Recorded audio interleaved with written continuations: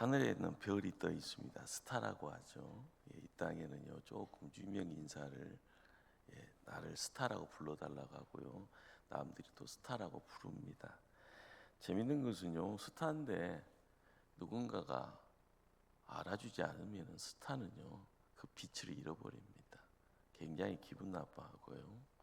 네가 나를 막 이렇게 가끔 드라마를 이제 보는 중에 조금 젊은 스타들은요 싸가지가 없이 막 이렇게 난동도 피우는 그런 모습들을요 그런 장면들을요 드라마 안에서 보여주죠. 금방 이제 스크린에서 사라지는 모습들을 봅니다. 우리는 성경을 이제 손에 딱 쥐고 있을 때요 성경에 무수한 이름들이 오르락 내리락 합니다. 그런데 거기에서도요 우리가 인정할 수 있는 스타는요 한정돼 있습니다. 그런데 하나님이 인정을 하지만은요 세상 사람들이 모르면은요 그것은요 관계성이 없는 거죠. 우리는 성경을 읽어야만이 하나님의 스타가 누군가라는 것을 이제 알아가는 거고, 신앙이 없으면은요 성경에 등장하는 유명 인사를요 관심 두지 않습니다. 그렇죠? 예. 제가 신학교 올라가서 서울로 이제 유학 가서 이제 그 당시 80년대라서요 이래저래 그런데 이제 어린 나이에 갇혀 있다가 갑자기 열려지는 세상이 좀 색달랐고요. 그리고 또 책 읽는 걸 좋아하다 보니까 신학교 1학년, 2학년 때 책을 무진장 읽은 것 같아요. 계속 끊임없이 책 그러다가 갑자기 벙 머리에서 폭탄이 터지는 것처럼요 그런 어떤 충격이 있었어요. 그러면서 세상을 다 알아가는 착각 속에 있었습니다. 한때지만요. 세상을 다 아는다는 그 느낌이요 굉장히 신선했습니다. 고등학교 때까지 몰랐던 세상. 그런데 책을 통하여도 또 다른 세상을 접하니까요 눈이 막 밝아진 것 같아요. 어이구, 이 성인이라는 수준이 이 정도 되나 혼자 착각하는데 그러다가 시간 조금 지났습니다. 무슨 생각이 들었는가 하면은요 나 죽으면 누가 나 알아줄 사람이 있나. 오늘 내가 죽은데 나를 알아준 사람이 몇 사람이나 있을까. 한정되어 있는 것 같습니다. 고향 땅에서 부모님이 올라올 텐데 그리고 가족들이나 울어줄 텐데 하는 그런 생각. 나 죽어도 세상은 안 바뀌고요 나 죽어도 세상 변하는 것도 없겠다라는 이런 생각들 조금 해봤습니다. 자, 그런데 우리의 이야기라는 것이요 어쩔 때는 스타처럼 반짝반짝 빛나는 것 같고요. 그리고 이렇게 눈을 이 동서남북 살피는 가운데 아니 나 죽어도 별 일 없네, 세상 안 바뀌네, 이런 느낌. 우리는 하늘에 떠 있는 별처럼요 반짝반짝 빛나는 그 빛남의 내용을요 영원토록 지켜가는 것은 사람이 아닌 겁니다. 우리의 이야기도 마찬가지죠. 홍성범의 이야기도요 나 혼자만 품고 있으면은 혼자 뭐 독약 청청하듯이요 천하 뭐 다 이룬 것처럼 착각하지만 눈 감고 생각해 보면 아무것도 아닌 겁니다. 그러나 흑의 인생이요 하늘에 떠 있는 별처럼요 짠하고 빛날 수 있는 가능성이 있네요. 거기에는 누가 있어야 됩니다. 하나님이요. 하나님의 이야기가 별 볼 일 없는 나하고 함께 어울릴 때 홍성범의 이야기 속에 그 이야기를 하나님이 야 하나님과 함께한 홍성범의 이야기 좀 들어볼래, 이렇게 하나님이 세상 밖으로 이렇게 끄집어내 놓을 때 거기에 생명이 있고 빛이 있고 하늘에 떠 있는 별처럼 빛을 발할 줄 믿습니다. 오늘 읽은 갈라디아서 1장 13절로 24절은요 사도 바울이라는 한 인물의 자기 변명이고요 자기 변호고요 그리고 이걸 다른 말로 하면 자기 신앙 고백이라고 할 수 있습니다. 자, 그런데 아무리 위대한 사람의 이야기라고 할지언정 그렇습니다. 요즘 이제 정치판에요 너도 나쁜 놈, 이놈도 나쁜 놈, 다 나쁜 놈이라고 하면서 뭐 하자고 난리치잖아요. 그런데 우리가 사는 세상도요, 안경을 이렇게 삐딱하게 쓰면 다 죽일 놈입니다. 다 간첩이고요. 세상 이런 악한 사람이 어떻게 그럴 수 있나. 그런데 살짝 돌리면은 얼굴에 수검덩이를 칠해놨는데도 요 반짝반짝 최고의 화장품을 바르고 있는 처럼 미남 미녀가 됐다고 이렇게요, 이상한 소리 하는 것을 우리는 종종 봅니다. 중요한 것은 예수님이 없는 이야기는요, 아무리 시간이 이제 지나서 내가 큰 소리를 낸다고 할지언정 시간 지나면 다 안개처럼 사라져버리는 내용들이 되어지고요. 그리고 우리가 아무리 큰 소리를 친다 할지언정 그 큰 소리의 내용은요, 시간 지나면은 아무 소리가 우리에게 울림이 없는 겁니다.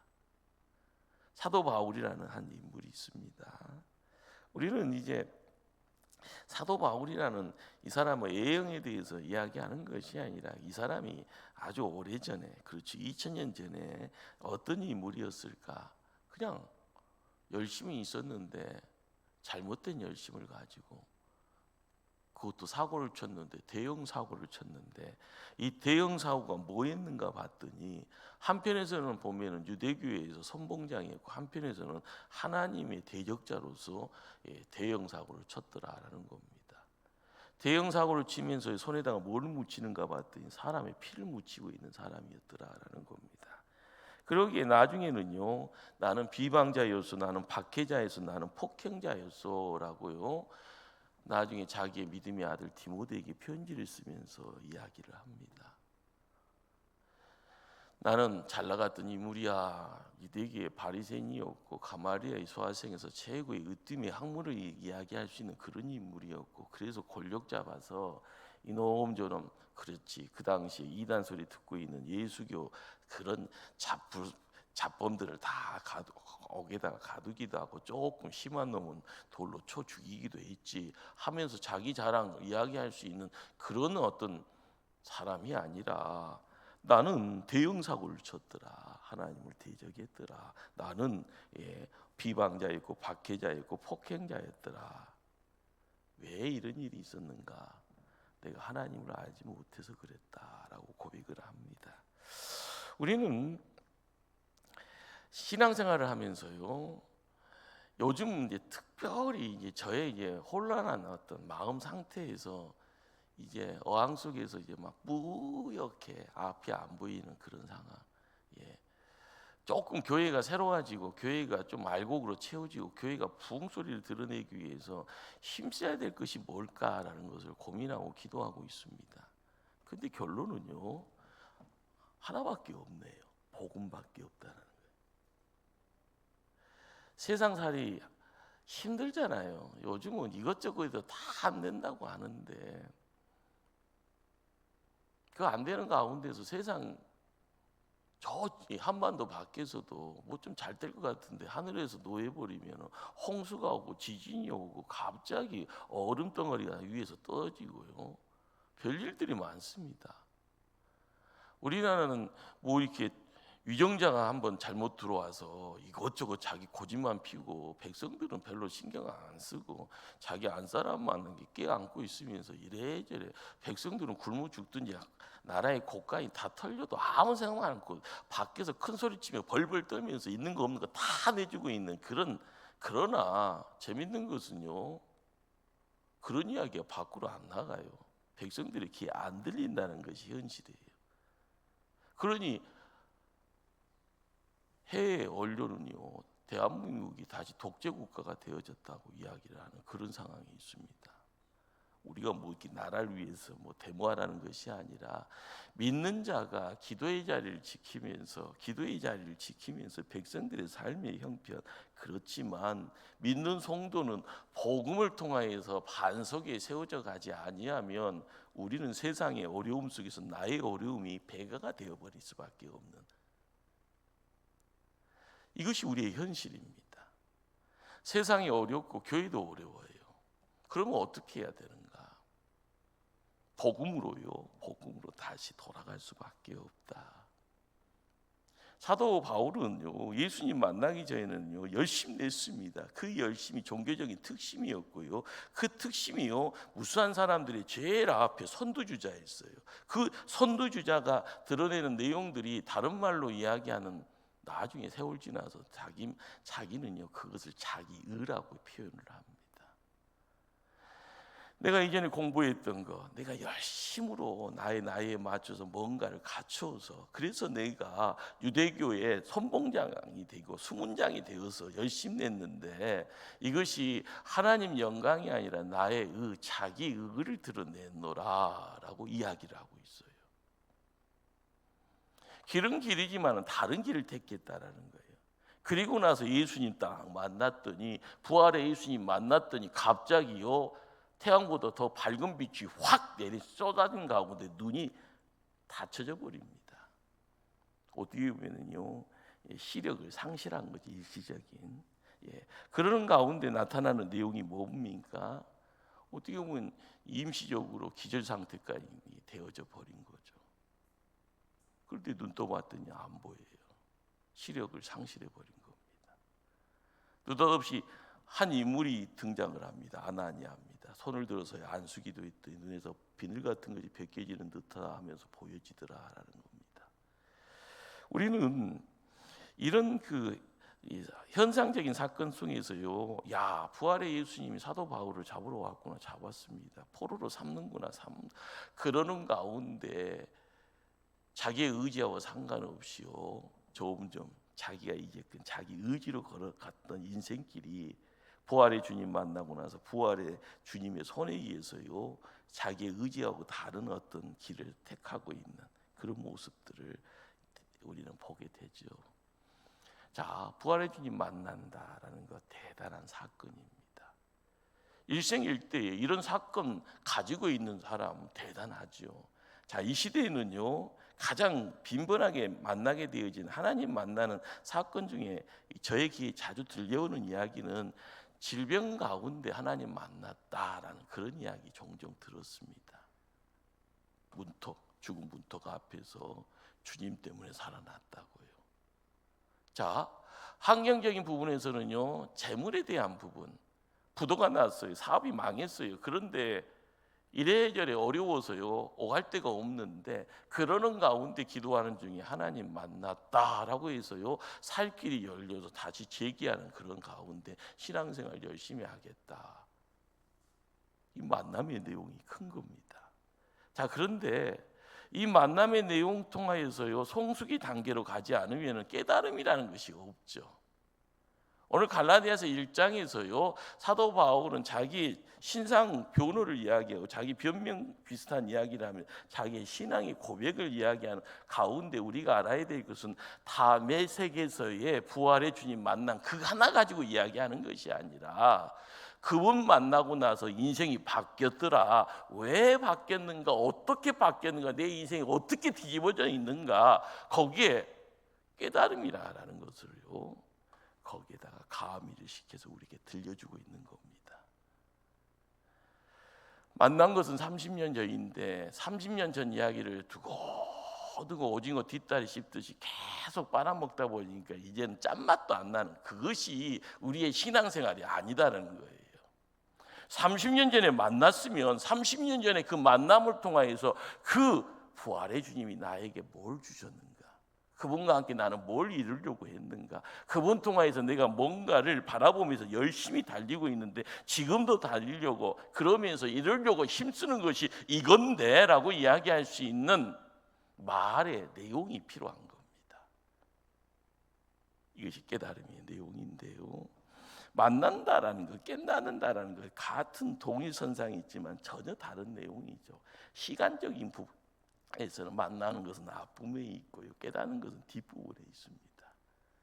그런데 신앙의 성숙은요 깨달음의 내용이 매일매일 찾아와야지 내가 조금이라도 성장이 있고 강건해지고 깊이가 있고 힘이 있어서요 누군가에게 든든한, 어떻게 보면은요 당신 때문에 세상 사요, 당신 때문에 행복하요. 당신만 있으면 하나님 만나는 것처럼 행복하요. 이런 이야기들이 우리의 귀에 들릴 때 교회가 교회되어지는 거죠.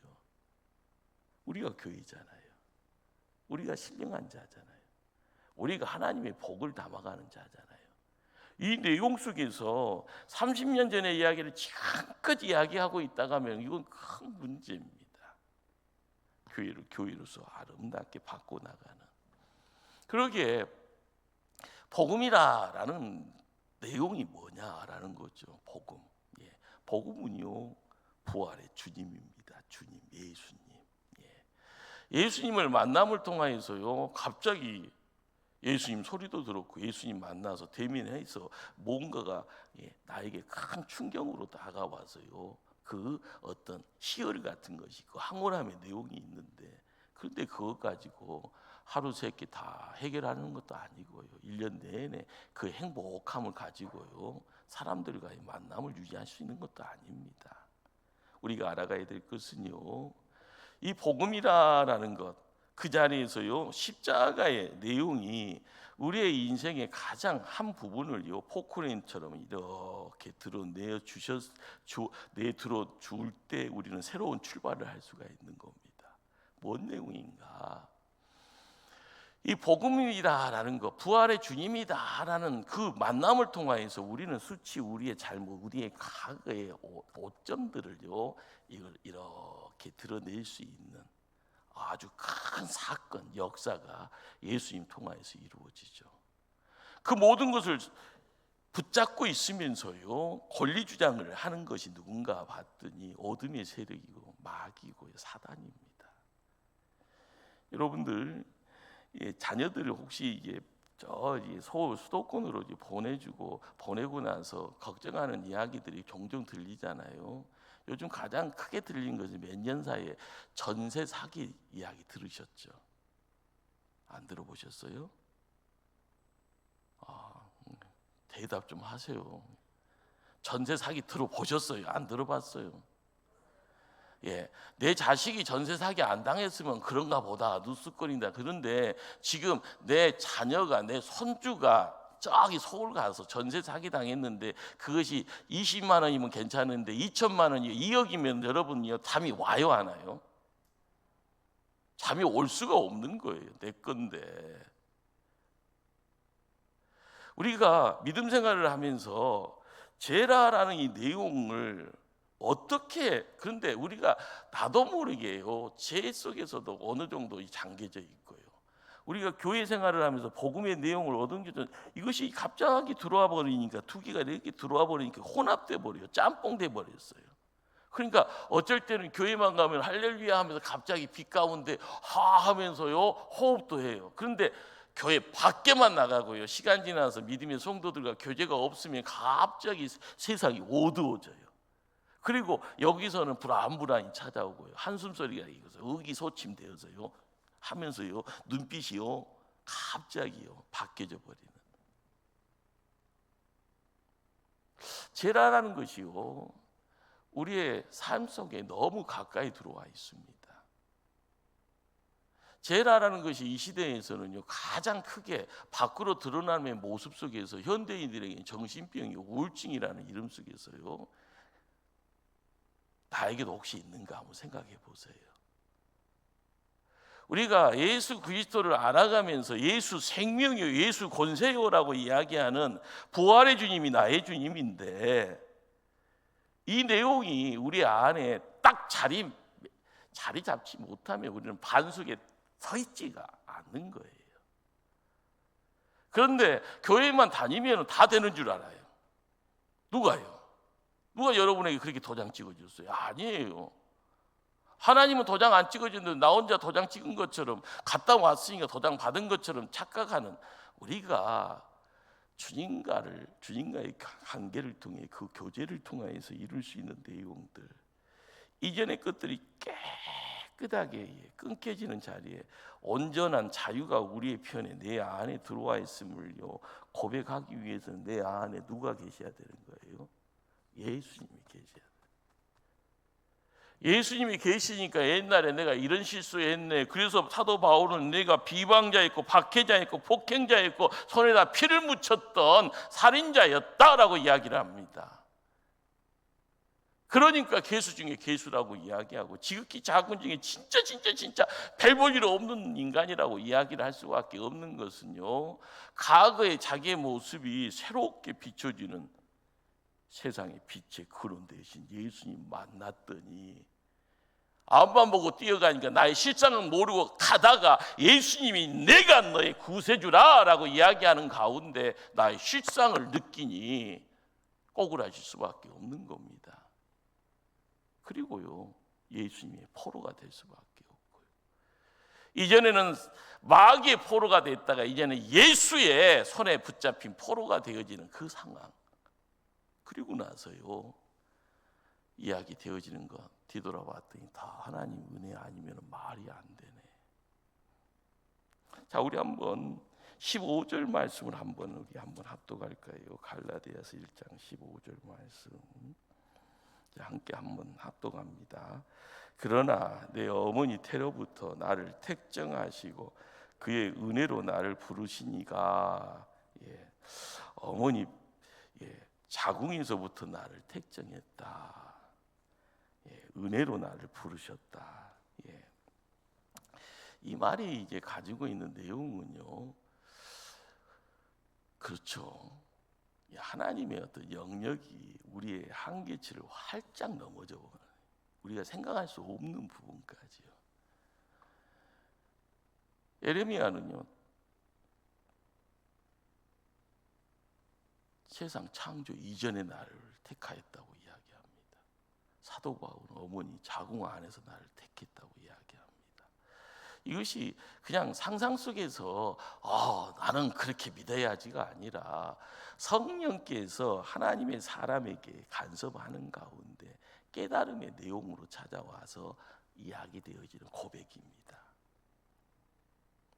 우리가 가끔 가다가 영적 신비의 체험을 하게 되어지면은요, 이것이 내 소리인가 내 속에 있는 누군가의 소리인가 가끔 헷갈릴 때가 있어요. 어떨 때는요, 눈이 확 뒤집어져서 귀신에 붙잡힌 사람은 귀신 소리하고 귀신이 함께 움직이는 가운데 사람이 할 수 없는 그런 계력을 발휘하는 그런 경우도 우리 주변에 있습니다. 중요한 것은 기도하는 사람이요, 말씀에 묶인 사람이 나도 모르는 영적인 어떤 간섭을 통하여서 눈에 보여지는 것, 우리의 깨달음의 영역 속에 들어와 있는 것, 거기에서 사도 바울은 어머니 자궁에서부터 나는 하나님한테 택정받았다. 지금은 사도로 이렇게 나를 세우신 분이 누구다? 하나님이다. 그리고 예수님의 제자가 12명이 있는데 나중에 가룟 유다가 죽고 나서 그 후발자로 투표해서요, 제비뽑기에서 투표해서 마띠아라는 인물이 등장해서 12명을 채워서 신약의 초대교회가 진행이 됩니다. 그런데 그 안에는 사도 바울은요, 언급이 없어요. 근처에 가지도 못해요. 예수님하고 3년을 동고동락 어림없는 없는 소리입니다. 자, 그런데 사도 바울은 자기가 사도라고 이야기합니다. 굉장히 이제 아집이죠. 자기 고집이죠. 땡깡 놓고 있는 거하고 똑같습니다. 그런데 그 땡깡 놓고 있는 그 자리에서요, 누가 사도로 불렀다고요? 부활의 주님이 자기를 불렀다는 거예요. 그리고 나서 그 인생이 샥 바뀌어지더라. 그 인생이요, 과거의 것은 밀려나고요, 새 것이 밀려오는 가운데 너희가 빛의 가운데, 구원의 빛 가운데, 생명의 빛 가운데 너희가 하나님의 택한 그릇 되어져 이방인들을 향한 선교사가 되었다 이야기하고 있는 겁니다. 우리가 우연이다라는 말을요 종종 쓰죠. 그런데 신앙인들은요, 우연이라는 말을 쓰면은요 될까요, 안 될까요? 뭐 입으로 나오는데 썼어 뭐 어떻게 하고 써요. 그러나 우리가 말씀을 읽어가는 가운데 우리가 알아가야 될 것은요, 이 우연이 아니다라는 거예요. 하나님의 손이 있어서요, 하나님의 개입이 있어서요, 하나님의 목적이 있어서 이루어지는 하나의 사건이다라는 겁니다. 우리가 믿음 생활을 할 때, 뚜벅뚜벅 걸어갈 때 눈에 보여지는 것 인간의 눈으로 다 봅니다. 시력이 약하면 안경에 도움도 받으면 되고요. 망원경에 도움 받아서 멀리까지, 요즘은 드론을 띄워서요 남의 집까지 몰래 이게 촬영해서 보려고 하는, 참 이게 정말 무식한 사람들 많습니다. 간음증이라고 그러잖아요. 몰래 훔쳐보는 거. 그런데 우리가 봐야 될 것은요, 그런 세상 것에 못된 거 보는 것이 아니라 영적인 부분으로 하나님의 세계를 바라볼 수 있는 영안이 열려지고요, 우리가 이 땅에서 보여지는 것, 그 보이지 않는 그 다음의 내용들까지 볼 수 있는 은혜가 있어질 때요, 깨닫게 되어지는 또 다른 세상, 그것이 있으니 사도 바울은 방해가 있고요, 고통이 있고요, 여러 모양의 자연재해가 있어도요 뚜벅뚜벅 걸어갑니다. 그것이 뭘까요? 그걸 우리는 소명이라고 그러죠. 구원의 백성이 되어진과 동시에요, 하나님의 부름받아서 하나님의 손을 잡고 있는 자는 하나님의 소리 앞에 자기의 삶을 맞춥니다. 그래서 내가 뭘 어떻게 할 거라는 거. 사도 바울은요, 인생의 터닝 포인트가 언제 허락이 되어졌는가 하면은 박해자로서 스타가 돼서요 이리저리 이름 날릴 때가 아니라요, 부활의 주님 만나서 다메섹 도상에서 꼬꾸라침과 동시에 그 이전의 모든 것을 다 끊겨버리고요, 그 다음 하나님의 도구 되어서 인생이 새롭게 바뀌어집니다. 그러기에 구원이라는 것은 이전에 잘못 알았던 내용들, 우리가 온전하게 깨닫지 못했던 내용들, 거기에 이제 부활의 주님을 통하여서 구원 백성 되었을 때 자기의 삶 속에 생명의 내용이 찾아 들어왔을 때는요, 내가 해야 될 내용이 바로 소명이라는 이름 속에서 시작이 되어집니다. 우리가 교회 생활을 하면서요 항상 알아야 될 것은 나는 구원 받았습니다. 이게 첫 번째입니다. 구원이라는 단어를 쓸 수 있는 입술은요, 그러면 내가 그 다음에 뭘 해야 되는데, 소명 받았습니다 라는 말을 우리가 온전하게 나도 알고 주변의 사람들에게도 전할 수 있는, 그래서 함께 소명 받은 자들이 함께 연합할 때 교회가 힘이 있어지는 겁니다. 하나님의 집이요, 내 안에 성전이 되어져 있는 놀라운 역사를 이루시는 그 하나님, 그 구세주 되신 예수님 통하여서 온전한 성전이 하나님의 교회가요, 하나님 나라가 되어지는 모습들, 이렇게 멋지게요 인생 새롭게 출발하는 것이 언제부터 있었습니까? 우리는 첫사랑이라는 이름을, 첫사랑을 잃어버렸다라고 이런 소리를 종종 하게 됩니다. 그것은 무슨 말인가요? 소명에 대한 부분들을요 점점 내 스스로가요 포기하고 있는 그런 어떤 모습들, 우리는 예수님 만난 때가 언젠가 생각했을 때요, 그때는 분명히 예수님 통하여서 너무 행복했는데, 너무 즐거워했는데, 내가 교회 가는 발걸음은 항상 활력이 있었고요, 항상 힘이 넘쳐서 누군가에게도요 항상 내 걸 나눠주고 싶었는데, 그런데 어느 순간요 이것도 아니고 저것도 아닌 모습으로 바뀌어져 버립니다. 내가 게을러서 문제인가요? 아니면 세상의 분주함을 통하여서요 내 갈 길을요 상실해 버렸나요?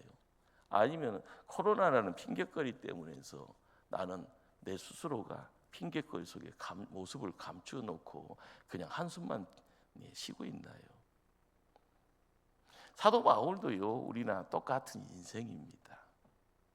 그런 과거를 이야기하고요, 그리고 지금의 모습을 이야기하면서 자기가 끊임없이 하나님의 손에 붙들림 받고 계속 나가는 가장 큰 이유가 뭐냐? 그것은요 아라비아에서 광야의 3년의 세월이라고 이야기를 합니다. 이 3년의 세월을 통하여서요 뭘 이야기를 할 수 있을까요?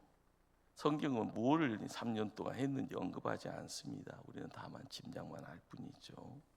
사도 바울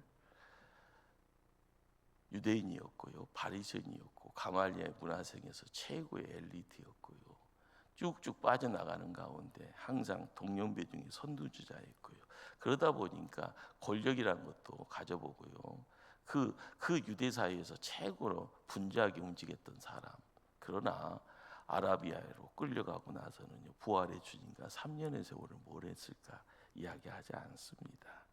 그러나 우리가 알아가야 될 것 중에 한 가지는요, 뼛속 깊이까지 유대의 선민사당에 찌들렸던 사도 바울이라는 한 인물이요, 이방인들에게 복음을 전하는 택한 그릇으로서 쓰임 받고자 준비하는 그 시간으로서의 3년의 시간을요, 부활의 주님은 사용했을 것이다라는 겁니다.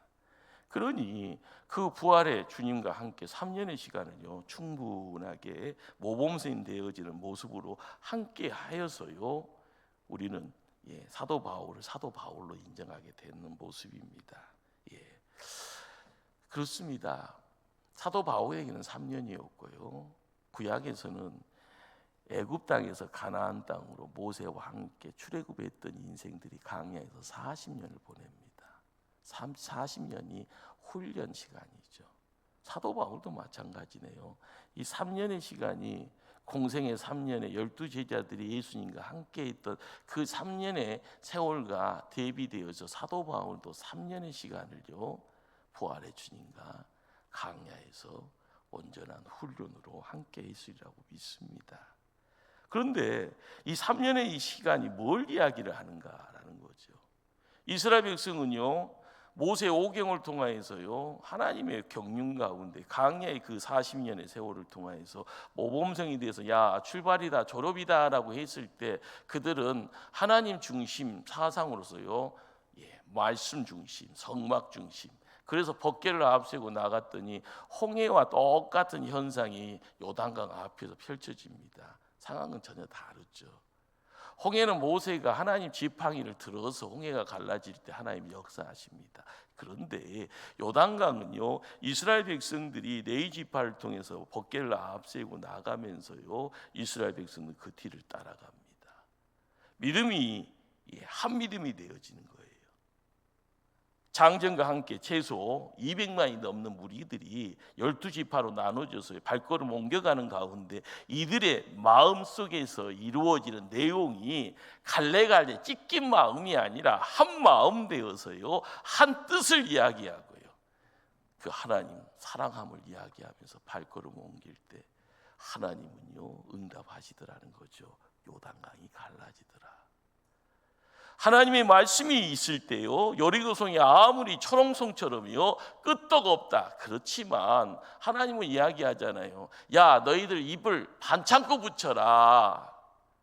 인간 생각하지 말고 인간의 넋두리 밖으로 불평불만하지 말고 입 딱 다물고 하루에 한 바퀴씩 돌고 마지막 7째 날은 7번 돌려라. 그리고 나서 끝나고 나서 큰 나팔 소리 외쳐라. 여리고가 아르르 무너지더라는 겁니다. 우리는요, 베드로라는 인물이나 사도 바울이라는 인물을요, 사도행전에 읽다 보면 거의 동격처럼 보여져요. 자, 그런데 사도행전의 전반부의 주인공은 베드로입니다. 후반부의 주인공은요, 사도 바울이에요. 자, 사도 바울이나 베드로나 하는 모습은요, 의도적으로 사도행전을 비교하면 똑같이 무게중심을 가지고 두 가지, 이쪽에서 했으면 이쪽에서도 했다고 이야기되어지는, 이게 데코 코마인처럼 이렇게 합치면은 하나님이 사람 둘을, 베드로와 사도 바울을 똑같이 무게중심 가지고 딱. 자, 그런데 나중된 자가 먼저 되더라라는 거예요. 선생님은 똑같은 한 분 선생님인데요, 나중돼 있던 사도 바울이 아라비아 광야 3년의 훈련을 통하여서 드러내는 역사가 뭔가? 그렇습니다. 우리가 알아가야 될 것은요, 하나님의 사람은 사고의 체제가 바뀌어져야 됩니다. 태도도 바뀌어져야 되고요, 보는 관점도 바뀌어져야 되고요. 그래서 하나님의 사람이다라고 이야기하는, 그냥 이마에다가 도장 찍고 나는 선민이요라고 그것이 아니라 하나님의 사람으로서의 위상을 드러내야 되고 능력을 이야기를 해야 되고요. 하나님 사람으로서의 걸음걸음을 옮겨갈 때 생각이나 입술을 통하여서 말씀을 어떻게 증거할 건가. 과거의 모습이 불쑥불쑥 튀어나올 때가 많죠. 저도 그러니까요. 저도 지금 이제 안성된 것이 아니라 항상 엎어지고 뒤집어지고 그럽니다. 그런데 하나님의 일을 한다고 하면서 항상 하는 거 보면 세상 방식 가지고 할 때가 많아요. 그때마다요 목사님 저는요 아차아차합니다.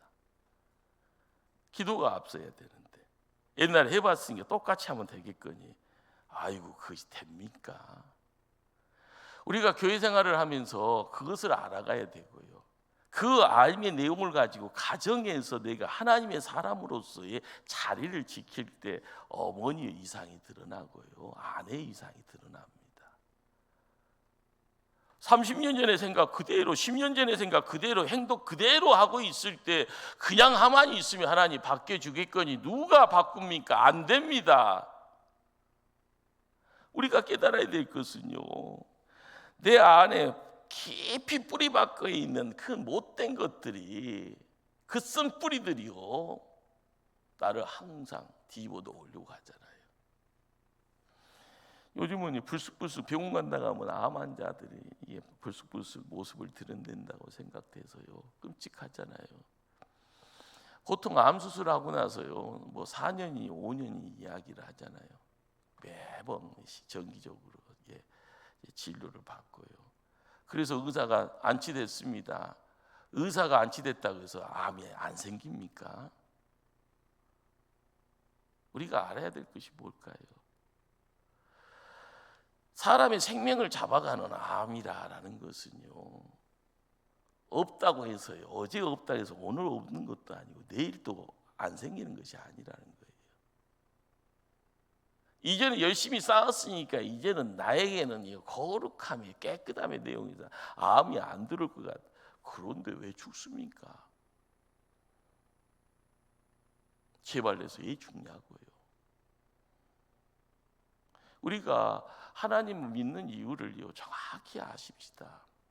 죄라라는 것이요 과거에 나의 실수 잘못 행위에 대한 부분들 그것을 십자가에서 예수님이요. 그런데 예수님은 우리의 죽음의 문제를요 부활의 내용을 통하여서 이 죽음의 문제까지 해결해 줍니다. 예수님 통하여서 인생의 가장 큰 두 축이 죄와 죽음의 문제 앞에서 우리는 자유를 얻었네. 그런데 입술로만이 고백이 아니라요 머리로 지식적인 내용으로요 그런가 보다 목사님이 성경 말씀으로 이야기해 주니까 맞네. 그 다음 단계가 우리에게 있어야 됩니다.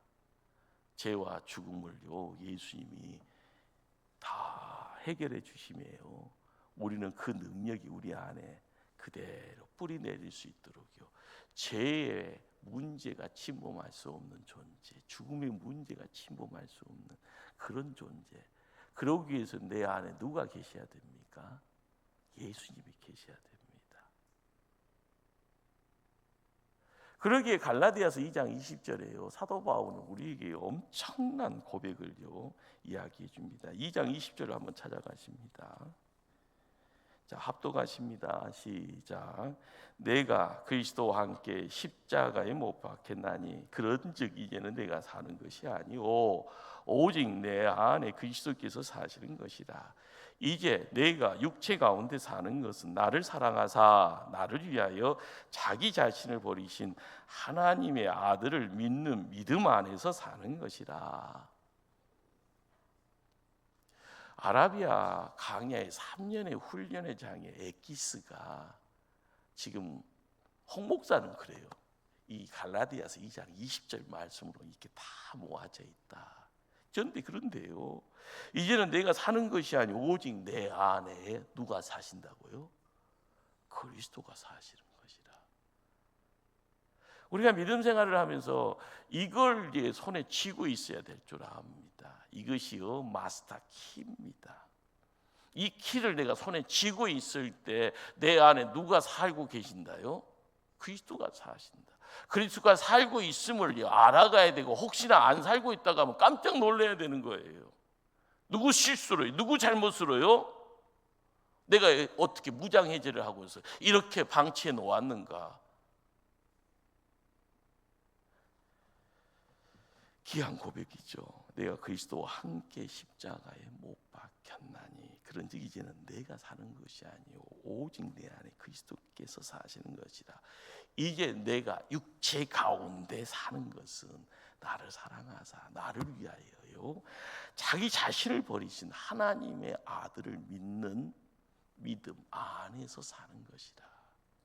우리의 믿음이라는 공간이요, 내 마음이라는 공간이에요. 내가 세워놓은 보좌가 있는데 거기에 내가 앉아 있으면 된다 안 된다요? 안 된다. 예수님이 앉아 계셔서 나를 다스리고 나를 이끄시고요, 나에게 명령하시고요, 나에게 복 주시는 분이심을요 알아가기를 힘쓸 때 우리는요 종교 생활을 하는 것이 아닙니다.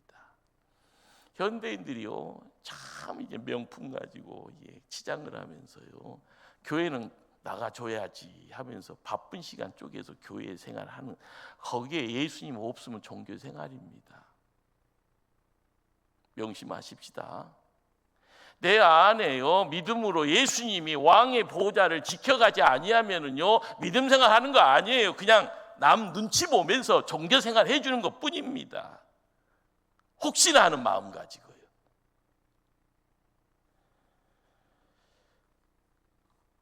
바울은 죽어야 된다고 하잖아요. 누구랑 함께요? 그리스도와 함께요. 죽는 척 해서는 안 됩니다. 예수님은 나를 위해서 십자가에 죽으셨는데 나는 예수님 때문에 죽는 척 해서 안 된다는 거예요. 함께 기꺼이 죽어야 되는데 그 죽음의 자리에 나의 자아가 죽어야 되는 거예요. 나의 옛날 습관을 죽여야 되는 거예요. 우리가 믿음 생활하면서요 고개가 이렇게 들려지면서 나중에 너무 뻣뻣하면 교만해진다고 그래요. 나를 드러내면 자기 의로 가게 되면은요 고집스럽게 나가다 보면 내 말이 진리니까 내 말을 거절하고 뭐 이렇게 반하는 자가 있으면 적이다라고 하면서요 어떤 모임에서 잘라버리려고 해요. 내 눈 밖에서 사라져 막 이렇게요. 당장 여기서 나가 뭐 하면서. 우리가 성경을 통해 접하는 내용이 뭡니까? 하나님이 은혜로워요. 하나님의 은혜로워요. 나의 만족, 나의 행복, 나의 목적 위에서요 신앙생활 하는 것 아니잖아요. 그런데 사람들은요 이것이요 정답이라고 이야기해요. 한 사람, 두 사람, 주변 사람들이 다 그 이야기예요. 나의 만족, 나의 행복, 나의 목적을 위해서 신앙생활을 한다고요. 그리고 하나님 도구로요 도와주시겠지 하고요. 날마다 예수 그리스도와 함께 십자가에 죽어야 합니다. 한 번 죽는 것이 아니라 매일매일 죽어야 합니다. 우리가 이 믿음의 역사가 우리의 삶 속에 들어와야만요 세상에서 우리의 이야기가 예수님 이야기가 되어지면서 우리의 삶이 별 볼 일이 없는 그런 삶이 아니라 존귀한 자의 삶이 되어져 하늘에 떠 있는 별처럼 반짝반짝 빛을 발하게 될 줄 믿습니다. 기도하십니다.